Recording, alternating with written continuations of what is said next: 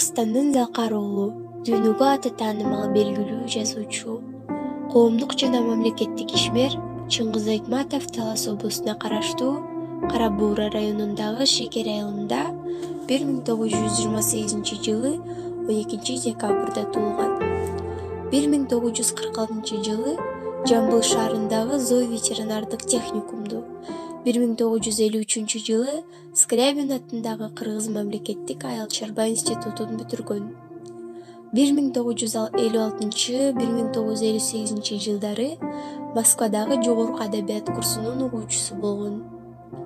Согуш жылдарында Шекер айылында айылдык кеңештин катчысы, Рейфин бөлүмдүн агенти болгон.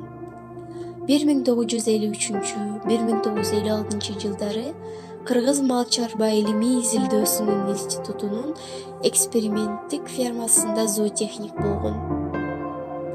1958-1960 жылдары Литературный Кыргызстан журналынын редактору.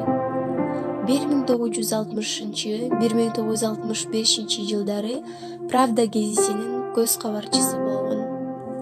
Улуу жазуучу Чыңгыз Айтматов 2008 жылдын 10 июнунда 80 жаш курагында катуу оорудан кийин дүйнөдөн кайткан.